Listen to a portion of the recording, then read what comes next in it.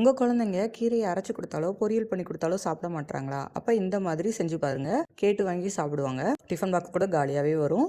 ஒரு பாத்திரத்தில் கொஞ்சம் எண்ணெய் ஊற்றி கடுகு, சீரகம், நீலவாக்கில் கட் பண்ண பூண்டு, ஒரு வத்தல் கிள்ளி போட்டு நல்லா பொரிஞ்சதும் சின்ன சின்னதாக கட் பண்ண வெங்காயம் சேர்த்து நல்லா வதக்கிக்கலாம்.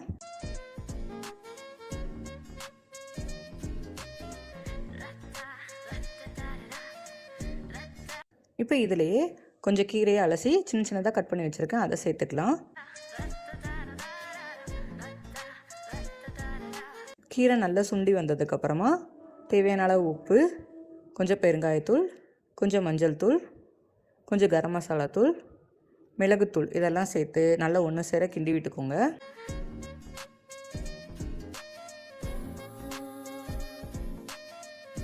இப்போ இது கூடயே வடித்து ஆற வச்ச சாதம் சேர்த்து மிக்ஸ் பண்ணி எடுத்திங்கன்னா சூப்பரான கீரை சாதம் ரெடி ஆகிடுச்சு.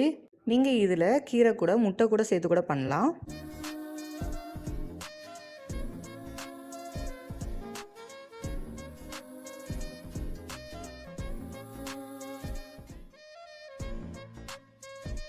இந்த கீரை சாதத்துக்கு சைடிஷாக நான் சோயாவில் சுக்கா பண்ணி வச்சுருந்தேன். ஸ்நாக்ஸுக்கு 2 டேட்ஸு, கருப்புளுதில் செஞ்ச லட்டு, வேர்க்கடலை வேக வச்சு கொடுத்துருந்தேன். ஜூஸ் பார்த்திங்கன்னா மாதுளம்பழம் ஜூஸ் அரைச்சி வச்சுருந்தேன். இதுதான் இன்றைக்கி என் பையனுக்கு கொடுத்து விட்ட லஞ்சும் ஸ்நாக்ஸும். நீங்கள் என்ன கொடுத்து விட்டீங்கன்னு சொல்லி கமெண்ட் பண்ணுங்கள். இந்த மாதிரி டிஃப்ரெண்ட்டான ரெசிபி உங்களுக்கு வேணும்னா மறக்காமல் நம்ம சேனலை சப்ஸ்கிரைப் பண்ணிக்கோங்க. மறுபடியும் நாளைக்கு லஞ்சில் பார்க்கலாம். பாய்.